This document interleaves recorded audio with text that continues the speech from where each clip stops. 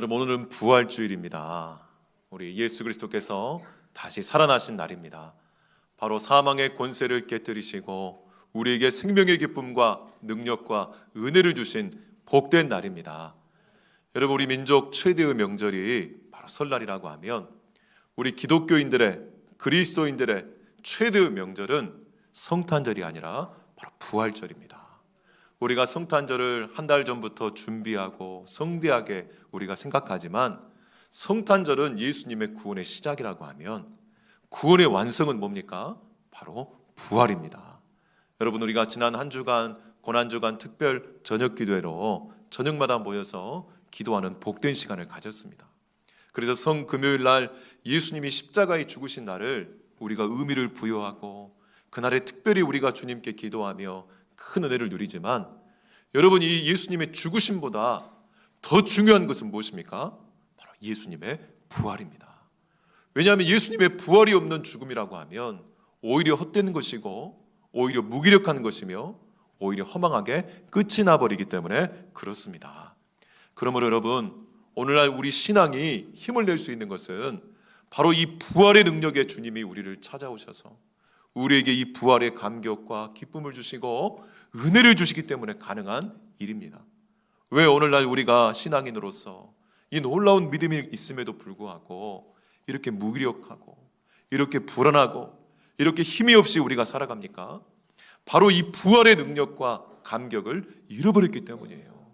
그렇기 때문에 우리가 다시 한번 이 부활의 경이로움과 이 부활의 영광과 이 부활의 위대함을 우리가 체험하고 목격할 때 비로소 우리는 바로 교회가 되고 정말 복음이 되면서 강력한 성령의 역사, 축복의 역사가 나를 통해 우리 가정과 교회, 우리 직장과 이 지역에, 특별히 나라와 민족과 열방에 나타날 것을 믿으시기를 주님의 이름으로 축원합니다.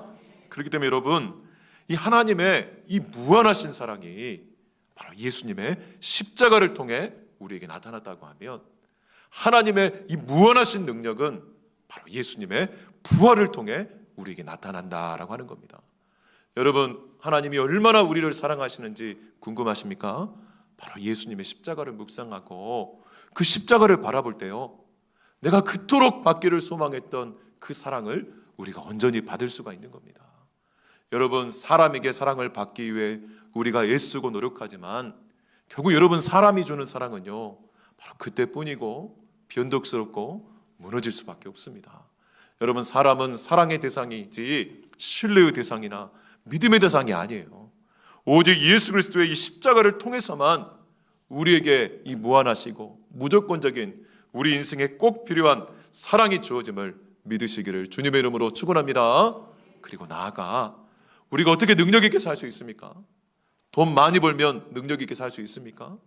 여러분, 돈에 집착하면 집착할수록요 돈의 노예가 될 수밖에 없습니다. 권세에 집착하면 집착할수록 권세의 노예가 될 수밖에 없습니다. 더 비참하게 살아가는 거예요. 그런데 가장 능력 있는 것은 뭡니까? 바로 우리의 사망 권세를 깨뜨리신 이 예수님의 부활의 능력이 우리에게 주어졌다. 이것이 가장 능력이 있음을 믿으시기를 주님의 이름으로 축원합니다. 그래서 우리의 구원의 꽃이 바로 그리스도의 십자가라고 하면 바로 이 구원의 열매가 무엇입니까? 바로 부활의 능력입니다. 여러분, 꽃이 아무리 아름답게 펴도요 열매 맺지 않는 꽃이라고 하면 정말 허망할 수밖에 없고 오히려 더 우리 마음을 힘들게 할 수밖에 없습니다. 그런데 그 꽃을 보면서 우리가 그 향기를 맡으면서 기대할 수 있는 건 뭡니까? 바로 이 그리스도의 십자가의 꽃을 통해 우리에게 영광스러운 부활의 능력, 죄와 사망의 권세를 깨뜨리는 이 승리의 능력이 우리에게 주어짐을 우리가 믿기 때문에 오늘도 소망 가운데 주님 앞에 힘있게 나아가는 것을 믿으시기를 주님의 이름으로 축원합니다. 오늘 우리가 본문 19절 말씀에 보면요, 안식 후 첫날 예수님이 부활하시고 제자들을 가장 먼저 찾아가시는 모습을 우리에게 보여주고 있습니다. 여러분, 왜 우리가 매 주일마다 안식 후 첫날 이렇게 예배를 드립니까? 바로 예수님이 안식 후 첫날 부활하셨기 때문이에요. 그래서 우리가 1년에 한 번 부활주일로 이렇게 예배를 드리지만 우리가 1년 52주 매 주일마다 우리는 이 예수님의 부활을 기념하고 부활의 능력을 공급받으며 우리는 무너지고 실패하지만 정말 승리하신 예수님이, 살아나신 예수님이 한 주간의 시작 우리를 찾아오셔서 우리에게 힘 주시고 능력 주시는 것을 우리가 경험하면서 한 주간을 힘있게 살아가는 것을 믿으시기를 주님의 이름으로 축원합니다. 예수님이 부활하시고 제자들을 찾아갔을 때 제자들의 영적 상태가 어떻습니까? 상징적으로 보여주는 모습이 바로 그들이 모든 문들을 다 닫아버렸다라고 하는 거예요. 여러분, 이 집안의 모든 문들은 다 닫아버렸어요. 이유가 뭡니까? 유대인들이 두려웠기 때문이라는 거예요. 여러분, 왜 지금 이스라엘 백성들, 특별히 새로운 이스라엘이라고 할 수 있는 제자들이 이렇게 두려워합니까? 바로 십자가의 형벌을 때문입니다. 여러분, 이 십자가의 처형을 당하신 예수님께는 가장 고통스러운 정말 상처이지만 여러분, 이 공개 처형이라고 하는 것은요, 그것을 지켜보는 모든 사람들에게 이 공포와 불안을 가득 끼쳐가지고 그 공포와 불안으로 사람들을 통제하고 다스리는 세상의 방식입니다. 오늘도 마찬가지입니다. 사탄은 이 죄와 죽음의 권세를 가지고 우리를 두렵게 하고 너 내 말 안 들으면 죽을 거야, 이렇게 살면 망할 거야 라고 하면서 우리를 두렵게 만듭니다. 우리를 공포와 불안에 사로잡히게 해서 우리 마음의 문들을 다 닫아버리게 해요. 여러분, 이 마음의 문들을 닫아버린 이 장소가 어떤 곳입니까? 불과 5일 전에 예수님이 친히 제자들의 발을 씻기시면서 바로 제자들에게 사랑을 표현하시고 떡과 잔을 통해 당신의 생명의 살, 생명의 피를 나누셨던 최후의 만찬, 성찬을 행하신 바로 그 영광스러운 곳입니다. 그런데 제자들이요, 이 공포와 불안, 두려움에 사로잡히니까 정말 너무너무 무서워서 자기들도 사로잡힐까 봐 이렇게 마음의 문을 다 닫아버리고 이 집안의 문을 다 닫아버리고 오히려 스스로 은폐하고 고립되고 갇혀있는 것을 볼 수가 있습니다. 여러분, 예수님이 죽임당하시고 무덤에 묻히셨지만 예수님은 살아나셨는데 정작 살아있는 제자들은요, 이 공포와 불안에 사로잡히니까 살아있지만 살아있는 모습이 아닌 거예요. 죽은 모습으로, 무덤에 갇힌 모습으로 그렇게 꽉 갇혀있는 것을 우리가 볼 수가 있습니다. 그 안에 갇혀있는 제자들은 서로를 보면서 어떤 마음을 가졌을까요? 한번 생각해 보십시오. 실패와 좌절감이 가득했을 거예요. 우리가 3년 동안 주님을 따라다녔는데 3년 동안 주님과 함께 먹고 마셨는데 다 도망쳐버리고 다 배신해버리고 수지자라는 베드로는 어땠습니까? 3번이나 예수님을 부인하고 마지막에 예수님 면전에서 저주하면서 정말 예수님과 아무런 상관이 없다고 그렇게 도망치듯 떠났던 그 베드로의 상실감은 어땠을까요? 그리고 이 제자들에게 소식이 들려왔습니다. 가룟 유다가 예수님을 팔아버렸다더라. 결국 그 밤에 예수님이 잡힌 것은 바로 우리 동지 중에 한 명, 우리 형제 중에 한 명이 바로 배신하여서, 그리고 또 소식이 들려옵니다. 그 가룟 유다가 스스로 자살을 해버렸다더라. 비참하게 운생을 마쳐버렸다더라. 여러분, 우리가 생각하면 예수님의 12제자 중에 성적 순위로 보면 1등이 베드로고 2등이 요한이고 3등이 야고보처럼 생각하지만 학자들이 구경 연구했을 때요, 예수님의 말씀을 듣고 예수님을 따라다녔을 때 성적 순으로 하면 가장 똑똑하고 가장 예수님의 말귀를 잘 알아먹고 정말 센스 있게 예수님을 그래서 그 사람이 돈꾀를 맡았어요. 회계를 맡았어요. 총무 역할을 맡은 거예요. 여러분, 총무 아무나 시킵니까? 성적 순으로 보면 제자들 중에 1등은 가룟 유다였습니다. 그리고 꼴등이 누구냐면 베드로였어요. 말귀를 가장 못 알아먹고 딴소리하고 또 막 흥분해가지고 정말 그렇게 씩씩거리고. 근데 놀라운 것은요, 먼저 된 자가 나중되고 나중된 자가 먼저 되었어요. 가장 똑똑하고 말귀를 잘 알아먹던 센스쟁이 1등 가룟 유다는 가장 먼저 예수님이 자기가 기대한 정치적 메시아, 세상에 권세와 물질을 주는 메시아가 아닌 걸 깨닫고 바로 팔아버립니다. 왜요? 예수님과 같이 있다가는 자기도 십자가에 달릴 것을 미리 봤기 때문이에요. 그렇게 똑똑한 사람이 바로 가룟 유다입니다. 그런데 그 똑똑한 사람이요, 결국은 비참하게 자기 인생을 마쳐버립니다. 그 소식을 들었을 때 남아있는 제자들의 상실감은 얼마나 컸을까요? 여러분, 남아있는 제자들도요, 가룟 유다와 똑같은 마음이었어요. 정말 예수님이 계속해서 자기들이 생각하는 예수님이 아니라 죽으신다 얘기할 때 정말 딴소리 하는 것 같으니까 막 흥분하고 따지고, 그리고 예수님께 꾸중 듣고 그랬던 제자들 아닙니까? 그러다가 예수님이 십자가에서 무참하게 살해를 당하시고 그러자 제자들은 한편에서는 공포와 불안이 있었지만 또 한편에서는 자기들에 대한 자책감, 실패감, 좌절감, 우리가 어떻게 예수님께 그렇게 할 수 있었던가, 정말 스스로 완전히 무너진 상태예요. 거기서 멈추는 게 아니라 서로를 바라보면서 어떻게 했습니까? 서로를 신뢰할 수가 없는 거예요. 나는 그렇지만 너는 어떻게 그렇게 할 수가 있니? 너는 예수님이 그런 기적도 보여주고 그런 말씀도 듣고, 여러분 내로남불이라고요. 자기가 예수님께 배신한 것은 안 보이고요, 저 사람이 잘못한 것은 안 보이는 거예요. 그래서 네가 어떻게, 베드로 네가 어떻게 그럴 수가 있니? 요한 네가 어떻게 그럴 수가 있냐 하면서 제자들은 지금 모든 문을 닫고 이 자리에 두려움 때문에 함께 있지만 자기 스스로 내면적으로도 이 좌절감과 실패감 때문에 완전히 무너져 있고, 그리고 서로를 바라보면서도 정말 불신과 상처와 정말 신뢰할 수 없는 그 관계 속에서 억지로, 이 제자들이요 도망칠 수가 없으니까 같이 있었던 것이지 서로 마음이 맞아서 사이가 좋아서 이 방에 지금 같이 있는 것이 아니라는 겁니다. 그런데 놀라운 것은요, 바로 그런 제자들을 부활하신 예수님이 가장 먼저 찾아가시는 거예요. 그리고 어떻게 하십니까? 19절 중반에 오사 가운데 서서 말씀하시되, 정말 이 실패와 좌절감, 정말 공포와 불안, 정말 상처와 이 불신 가운데 있는 제자들의 한복판에 예수님이 찾아가셔서 뭐라고 말씀합니까? 너희에게 평강이 있을지어다.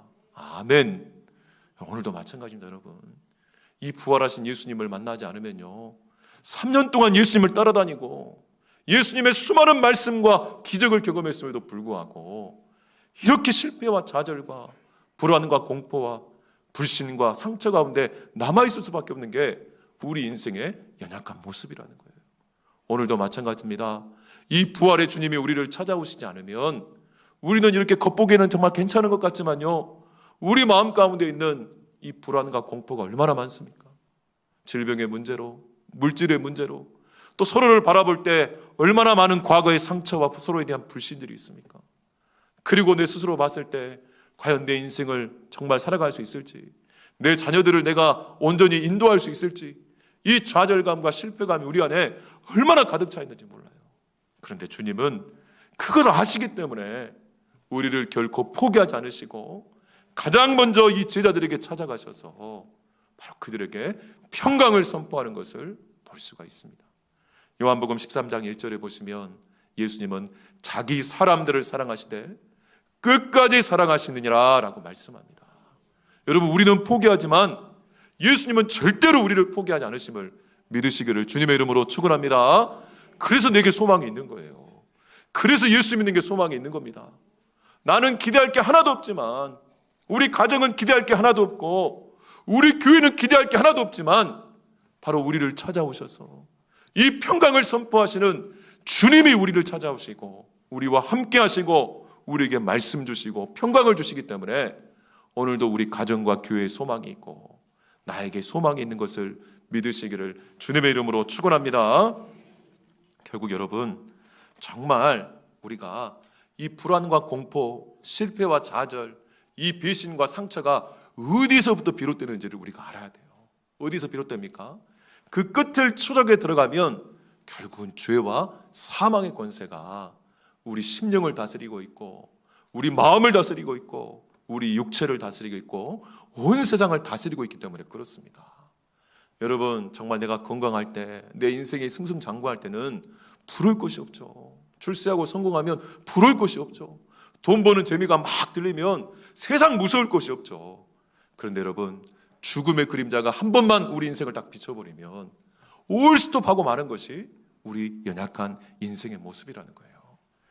여러분, 가장 발달된 기술 문명과 문화 문명을 가지고 있는 지금 이 시대에 가장 많은 사람들이 불안해하고 정말 공황장애와 우울증과 힘들고 어려움을 호소하고 있습니다. 왜 그렇습니까?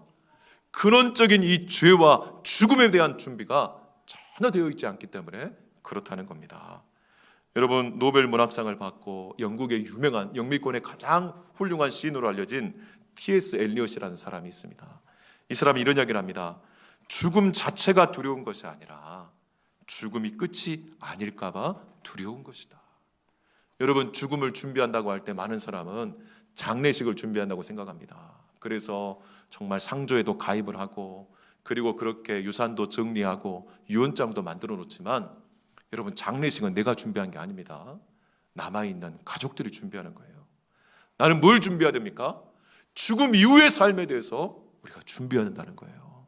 그런데 이 죽음 이후의 삶을 어떻게 준비할지 우리가 알 수 없기 때문에, 죽음 이후의 삶이 어떤 것인지 우리가 알 수 없기 때문에 우리는 근원적으로 불안할 수밖에 없고, 근원적으로 공포를 누릴 수밖에 없고, 근원적으로 결국 실패와 좌절을 맞닥뜨릴 수밖에 없는 거예요. 여러분, 우리 인생에 가장 확실한 미래가 있습니다. 미래를 몰라서 지금 불안해하지 않습니까? 내 인생이 어떻게 될지. 근데 제가 말씀드릴게요. 가장 확실한 여러분의 미래가 있습니다. 뭡니까? 죽음입니다. 죽음. 이것으로부터 벗어날 사람은 한 사람도 없어요. 오늘날 현대 문명은 죽음을 부인하는 문명이다. 여러분, 지금까지 인류 문명 가운데 죽음을 부인했던 유일한 문명이 바로 지금 이 시대의 문명이라는 거예요. 그 전까지는요, 죽음이 일상이고 죽음이 늘 우리 곁에 있었어요. 그런데 이 시대는요, 죽음을 은폐하고 감춰버립니다. 그러다가 죽음이 찾아오면 망한 것처럼 생각하게 만드는 것이 이 사탄의 거짓 술수고 그에게다라고 말하는 겁니다. T.S. 엘리엇이 이런 말을 했습니다. 우리는 태어나는 순간 죽을 준비를 해야 된다. 이런 말을 했어요. 왜요? 언제 어떻게 죽음이 우리를 찾아올지 모르기 때문이에요. 죽음이 나와 상관이 없는 것처럼, 나와 아무런 정말 관련성이 없는 것처럼, 그러다 죽음이 한번 딱 닥쳐오면 그때부터 올스톱하고 오늘 이 제자들처럼 스스로 마음의 문을 다 닫아버리고 고립되고 아직 죽지도 않았는데 이미 죽음을 살고 있는 그런 인생을 살아가는 인생들에게 오늘도 예수님은 찾아오셔서 우리에게 평강을 선포해 주심을 믿으시기를 주님의 이름으로 축원합니다. 그래서 부활하신 예수님은요, 바로 오늘도 우리를 평강을 선포하시기 위해 당신의 사랑하는 자녀들을 찾아가시는 거예요. 여러분, 제가 예수님이라고 하면 부활하시고 나서 제일 먼저 누구를 찾아갈 거냐면 빌라도를 찾아갈 것 같아요. 대제사장을 찾아가고 자기를 못 박으려 했던 종교 지도자를 찾아가서, 봐라, 너희들이 죽인 내가 이렇게 살아났다고 하면서 그 사람들을 무참하게 밟아버리고 나를 드러내고 내 존재감을 드러낼 것 같아요. 그렇지 않겠습니까? 예수님은 거기에 관심 있지 않습니다. 오늘도 이 죽음의 공포와 불안과 실패와 좌절과 배신과 상처 가운데 살아가는 당신의 사람들이 중요하기 때문에 그 당신의 사랑하는 자들에게 찾아가셔서 이 평강을 선포하시고, 다른 사람이 아니라 바로 오늘 우리 따라하면 나를 찾아오셔서 오늘도 이 평강을, 축복을 전해주심을 믿으시기를 주님의 이름으로 축원합니다. 두 번째로, 그러면서 뭐라고 말씀합니까? 우리 20장 21절 말씀 같이 읽겠습니다. 시작. 예수께서 또 이르시되 너희에게 평강이 있을지어다. 아버지께서 나를 보내신 것 같이 나도 너희를 보내노라. 아멘. 여러분, 예수님은요 20절에서 평강이 있을지어다 라고 말씀하셨는데요, 두 번째 또 평강이 있을지어다 라고 말씀합니다. 무슨 차이가 있을까요? 여러분, 19절의 평강은 바로 불안해하고 상처와 아픔 가운데는 제자들을 위한 평강이었다면 20절, 21절에서 예수님이 이제 뭐합니까? 이 평강으로 회복시킨 제자들을 파송하고 보내시는 것을 볼 수 있습니다. 바로 이 두 번째 평강은 누구를 위한 평강입니까? 제자들이 보냄받은 사람들을 위한 평강이에요. 제자들이 보냄받은 가정들을 위한 평강이고, 제자들이 보냄받은 그 세상을 향한 평강이라고 할 수 있습니다. 여러분, 우리가 평안해야지 주님께 맡기고 우리가 떠날 수가 있어요. 우리가 평안하지 않으면 절대로 떠날 수 없고 파송받을 수 없습니다. 그리고 또한 우리가 떠날 때 줄 것이 있어야 떠나죠. 저도 선교제기 할 때 우리 장로님들, 우리 성도님들의 선교 헌금을 모은 걸 가지고 줄 것을 가지고 가서 전하고 나누고 전하는 거 아니겠습니까? 그런데 예수님이 제자들을 둘씩 파송하시고 70명을 파송하실 때 항상 돈도 전대도 아무것도 가지 말고 뭘만 가져가요? 주님의 축복, 주님의 평강, 이것만 가지고 가라는 거예요. 그럼 나머지는 주님이 다 책임져 주신다는 거예요. 여러분, 믿으십니까? 이것이 여러분 비밀입니다. 오늘도 마찬가지입니다. 오늘날 돈이 있어야 선교를 하고 돈이 있어야 전도할 것 같고 돈이 있어야 우리가 주의를 할 것 같죠? 그렇지 않다는 겁니다. 정말 이 평강의 복음, 이 부활의 복음, 이 능력의 복음만 있으면 나머지는 하나님이 다 책임져 주시겠다는 거예요. 믿으시면 아멘. 특별히 여러분, 우리 교회라는 헬라어 단어가 에클레시아라고 하는데, 이것은 이 그리스에서 민회로 모인다 할 때 이 부른다는 거예요. 부름받은 사람들의 모임이다라는 뜻을 갖고 있습니다. 하나님이 왜 우리를 불러서 이렇게 교회가 되게 하셨습니까? 바로 보내기 위해서예요. 그렇기 때문에 우리는요, 이 모인 이유가 떠나기 위해서 모인 거예요. 파송받고 보냄받기 위해서 모인 것이지, 우리끼리 모여서 여기서 천년만년 잘 먹고 잘 살고 우리끼리 정말 이렇게 시스템적으로 완벽한 시스템을 만들어서 우리가 평생을 보장받고 평생 안식하기 위해 여기 모이는 것이 아니라고 하는 겁니다.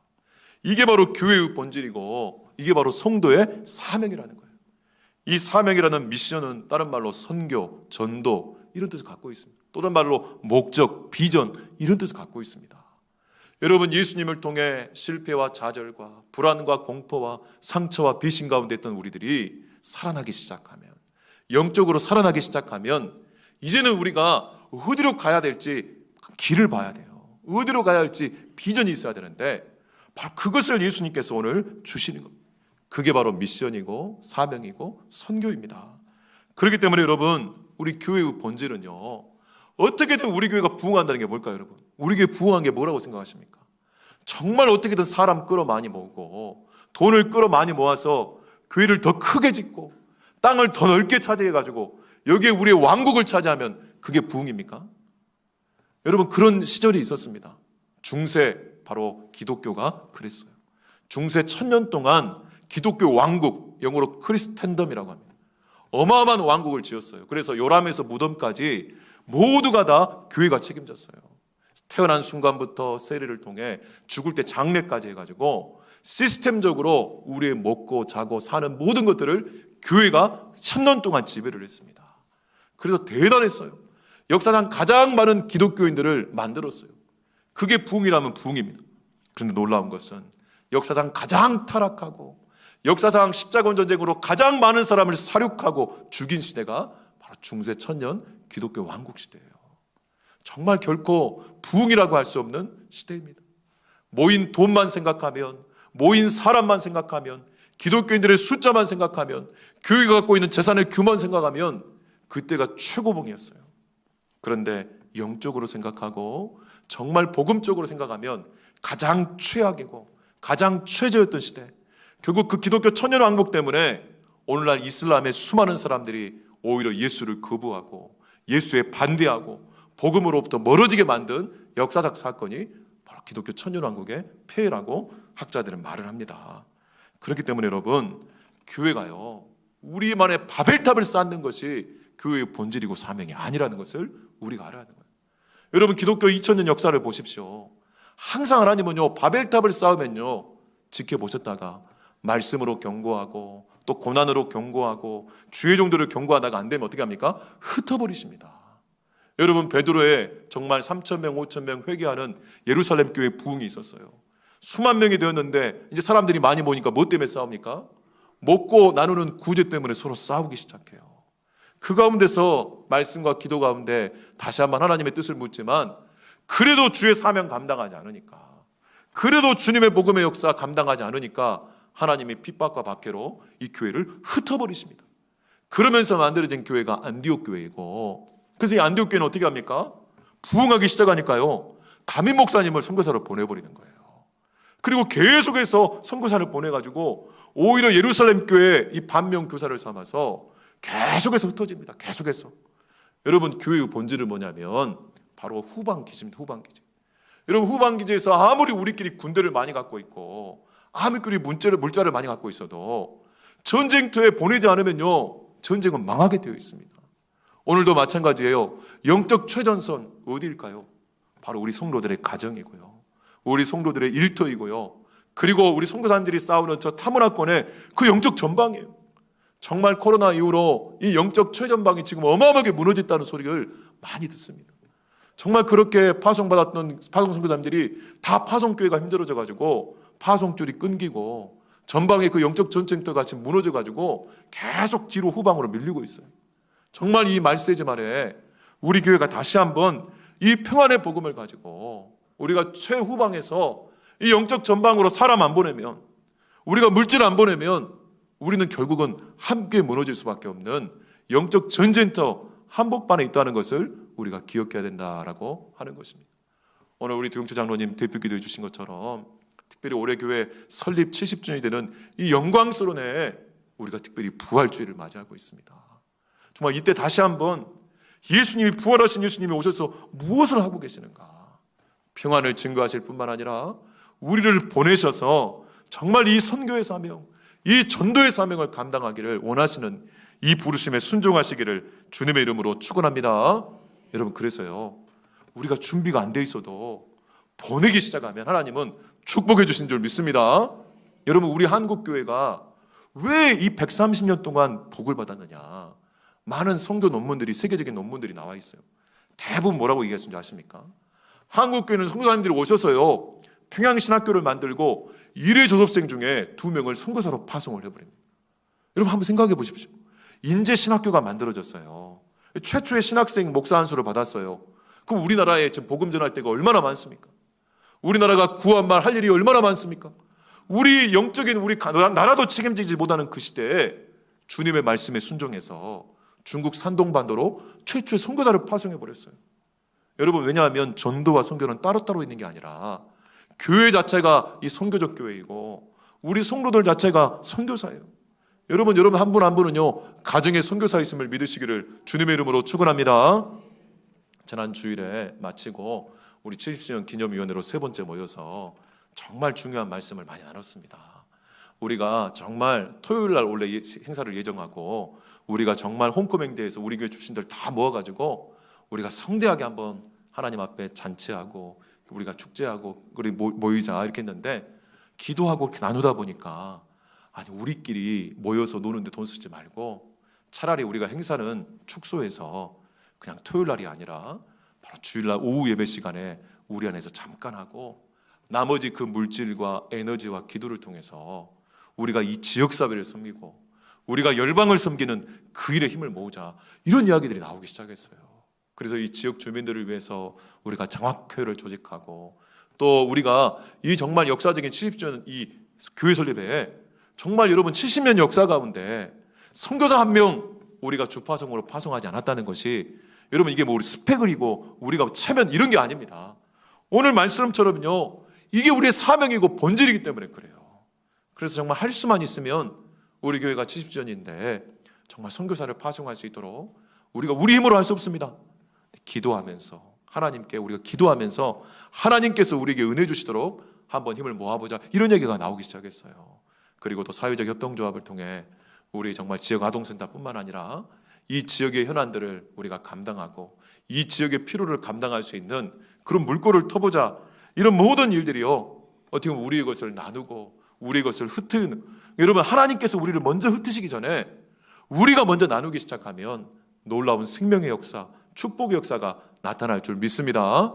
여러분, 교회가 성장하는 데 있어서도요, 우리 교회 수준 딱 7, 80명 규모 때 우리가 이렇게 주파성을 선교를 통해 우리가 선교하기 시작하면요, 하나님께서 계속해서 은혜를 주는 여러 교회 간증들이 있습니다. 우리 2년 전에 오셨던 봉동중앙교회 홍성희 목사님, 빚이 수십억 있는데 선교사 파송부터 하지 않았습니까?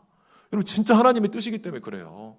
정말 여러분, 제가 이전에 사역했던 교회 정말 많은 문제들이 있고 대형교회이지만요, 그 교회 3분의 1 예산이 다 선교비입니다. 선교비. 한 달에 1억 5천씩 매달 나가요. 1년에 20억 이상을 선교비로 씁니다. 그러다 보니까 짜질짜질한 문제들은요, 하나님이 다 해결해 버리세요. 정말 우리가 이 선교가, 이 전도가 정말 그냥 우리끼리 어떻게 보면 그런 게 아니라 진짜 하나님이 기뻐하신 일이고 정말 하나님이 원하신 일이라는 것을 우리가 이 교회 설립 70주년의 한 해에 생명 살리는 이 기쁨과 능력을 우리가 체험해 보기를 주님의 이름으로 축원합니다. 제가 솔직히 말씀드리면 정말 제 계획과 제 뜻보다 우리 성도들의 이 마음밭과 그리고 하나님께서 인도하신 것에 대해서 계속 기도하면서 준비하고 있었습니다. 근데 여러분 아시는 건 아시겠지만 최근에 하나님께서 계속해서 우리나라 우리 교회 지금 역사하기 시작하세요. 여러분 아십니까? 영적 싸움을 막 하시기 시작하시면서 계속해서 우리는 가만히 있는데요, 막 전도해달라고 막 요청이 와요. 요청이. 그리고 또 우리는 가만히 있는데 막 지난주에도 여러분 송산마고 오셨죠. 또 우리가 성찬을 하면서 또 어떻습니까? 이 주중에 우리가 목요일 날 여전도 연합회 왔는데 지난 목요일 날 오신 분들도 다 목사님들이 나중에 또 어제 또 노예 서계 목사님 따님 결혼식 가서 만났더니 목요일 날 또 이야기를 하세요. 정말 우리 교회 여전도 회원들 우리 찬양과 또 헌신과 또 교회가 식사를 준비 이 모습 보니까 정말 이제는 전도와 선교의 적기인 것 같다고 다 말씀을 하시는 거예요. 정말 저도 그렇습니다. 정말 여러분 우리 성도들이 아직 준비가 안 되어 있으면 힘든데 지금 하나님께서 계속해서 이 성령의 바람을 불어주시는 것을 느껴져요. 그러면서 올해 교회 설립 70주년인데 하나님이 불어주신 이 성령의 바람을 우리가 믿음으로 한번 타기 시작하면 우리 힘으로 하는 것이 아니라 하나님께서 하시는 것을 우리가 체험하고 경험하기를 주님의 이름으로 축원합니다. 그래서 여러분 정말 우리가 여러분 이렇게 주의 생명전환 일을 감당하기 시작하면요, 우리 안에 있을 때는 우리끼리 싸우고 정말 체면 차리고 정말 상처로 아픔 가운데 있지만 우리가 밖에서 전투하기 시작하면요 어떻습니까? 오히려 우리 동지들이고 우리가 정말 얼마나 서로가 귀하게 여겨지는지 몰라요. 우리가 정말 암세포처럼 나만 성장하는 것은 암세포입니다. 생명이 있으면 어떻습니까? 성장하면서 분열을, 세포 분열을 해요. 세포 분열을 하지 않는 유일한 세포가 암세포라고 합니다. 결국은 혼자만 자라다가 결국 죽음을 맞이하게 되어 있습니다. 여러분 이 선교 쉽지 않습니다. 고통스러운 일이에요. 근데 여러분 바이러스가 내 몸에 들어와가지고 나를 고통스럽게 해요. 이거는 그대로 있으면 어떻습니까? 죽어요. 근데 여러분 생명이 나한테 들어와요. 정말 사랑의 결실로 이 생명의 씨앗이 이 부부의 이 산모의 정말 자궁에 들어오면 어떻습니까? 산통이죠. 산통이 얼마나 힘듭니까? 근데 이 산통은요 조금 지나면 어떻습니까? 생명의 역사가 일어나는 일입니다. 그러니까 태어날 생명을 바라보고 10달 동안 이 산통을 정말 산모가 이기고 인내할 수 있는 이유가 뭡니까? 생명의 역사가 기다리고 있기 때문이에요. 우리가 우리끼리 있다가 바이러스가 들어와가지고 우리를 시험 들게 만들고 결국은 교회를 무너뜨리고 가정을 무너뜨리고 우리 믿음을 무너뜨리게 당하는 것이 아니라 생명의 씨앗을 우리가 품고 고통이 아니라 산통을 경험하면서 이 생명의 역사를 하나님이 이루어가시는 것들을 우리가 체험하고 경험하기 시작하면 우리 신앙은 무기력한 것이 아니라 놀라운 생명과 은혜를 부어주실 줄 믿습니다. 이것이 쉽지 않기 때문에 세 번째로 예수님 우리에게 뭘 주십니까? 바로 성령을 주신다고 말씀합니다. 우리 마지막으로 22절 23절 읽고 설명드리고 마치겠습니다. 같이 읽겠습니다. 시작. 이 말씀을 하시고 그들을 향하사 숨을 내쉬며 이르시되 성령을 받으라. 너희가 누구의 죄든지 사하면 사하여질 것이요 누구의 죄든지 그대로 두면 그대로 있으리라 하시니라. 아멘. 여러분 숨을 내쉬는 장면이 신약 성경에서 여기 딱 한 번 나옵니다. 그리고 성경 전체는 딱 3번 나와요. 구약에 딱 2번이 나오는데 2장 7절에 바로 사람을 만드시고 코에 생기를 불어넣으신다. 루아흐, 히브리어로 바람이 불어요. 이게 생기입니다. 그리고 에스겔 37장 10절에 바로 거룩한 말씀을 대언하자 바로 하나님의 이 거룩한 숨결 생기가 그 무덤 골짜기에 마른 뼈들에게 들어가기 시작하니까 거룩한 큰 군대가 되어버립니다. 이 거룩한 큰 군대로 북이스라엘과 남유다의 분단을 극복하고 통일 왕국 하나님의 나라를 펼쳐지는 환상을 에스겔이 보게 됩니다. 그리고 그 환상이 어떻게 응답이 됩니까? 부활하신 예수님이 이 실패와 좌절 가운데 있고 집의 문을 다 닫아버리고 마음의 문을 다 닫아버린 아무런 소망이 없는 살아있지만 죽은 것 같은 삶을 살아가는 이 제자들에게 성령을 불어주시기 시작하니까 에스겔 37장에 이 환상이 응답이 되는 것을 볼 수가 있습니다. 그리고 아시는 것처럼 여러분 요한복음 다음의 성경이 뭡니까? 사도행전이잖아요. 요한복음 20장에 성령을 받으라 해가지고 바로 2장 뒤에 사도행전 1장에서 성령을 받습니다. 그리고 놀라운 선교의 역사, 복음의 역사가 강력하게 나타나는 것을 볼 수가 있어요. 이게 제자들이 훌륭해서입니까? 제자들이 잘나서입니까? 여러분 우리 착각해서 안 돼요. 우리 교회가 잘나야지, 목사가 잘나야지 성령의 역사가 일어나고 복음의 역사가 일어난다면 그거는 여러분 나중에 열매가 나타나도 목사가 자기 영광을 추구하고 이 교회가 자기 영광을 추구하다가 망하게 되어 있습니다. 근데 우리의 능력이 아니라 성령의 능력으로 가능한 일이기 때문에 오늘도 우리가 소망 가운데 순종할 수 있고 성령의 능력으로 가능한 일이기 때문에 그 영광을 우리가 취하는 것이 아니라 오직 하나님께만 돌리면서 기꺼이 나누고 전할 수가 흘려보낼 수가 있는 겁니다. 오늘도 마찬가지입니다. 우리에게 물질 주시고 우리에게 권세 주시고 우리에게 건강 주신 것은요 나만 배부르고 우리 집안만 배부르라고 그 망하게 돼 있습니다. 영적으로. 우리 흘려보내야 돼요. 흘려보내야 돼요. 흘려보낼 때 하나님은 더 큰 복을 주시고 나만 산 것이 아니라 나로 인해 수많은 생명들을 살아나게 하실 것을 믿으시기를 주님의 이름으로 축원합니다. 정말 이 생명을 받은 사람들이 뭘 합니까? 바로 죄를 사함의 권세를 주셨다. 한마디로 말하면 용서입니다. 용서. 여러분, 세상에 수많은 조직들이 있고 훌륭한 사람들이 있지만 세상 사람들, 세상 그 대단한 조직들이 죽었다 깨어나도 할 수 없는 일이 있어요. 그게 뭘까요? 용서하는 일입니다. 용서를 구하고 용서를 받고 용서하는 일은 오직 예수 그리스도의 성령을 받은 자만, 예수님의 사랑의 은혜를 경험한 자만 할 수 있는 것이고 교회만이 할 수 있는 것이지 세상 그 어떤 조직도, 정치 조직이나 나라도 일을 할 수가 없어요. 그래서 예수님이 가장 7원 중에 첫날 가장 첫 번째 하신 말씀도 죄를 사하여 주십시오. 바로 용서이고, 이 용서를 위해서 예수님이 이 땅에 오셨고 우리에게 원하신 첫 번째 능력도 치유나 기적이 아니라 바로 용서입니다. 용서. 내가 내 힘으로 절대 할 수 없습니다. 그 용서를 감당하시는 은혜가 있기를 주님의 이름으로 축원합니다. 오늘 말씀 생각하면서 함께 기도하겠습니다. 하나님 아버지, 감사합니다. 우리에게 성령의 바람을 부어주시고 성령을 보내시며 우리에게 평강을 주시고 우리가 감당할 사명과 비전을 주심을 진심으로 감사드립니다. 우리 교회가 불어주시는 이 성령의 바람을 믿음으로 탈 수 있도록 붙들어 주시고 우리의 불안과 공포와 두려움과 이전의 상처와 아픔들, 우리의 실패와 좌절까지도 다 주님께 맡겨드리고, 사람은 할 수 없지만 하나님이 하실 수 있는 것을 우리가 믿고서 오늘도 합심하여 기도하며 복음 들고 나아갈 수 있도록 붙잡아 주시옵소서.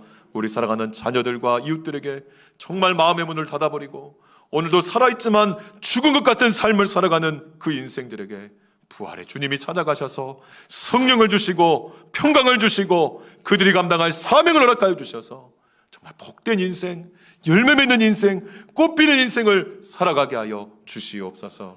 감사드리며 예수님 이름으로 기도하옵나이다. 아멘.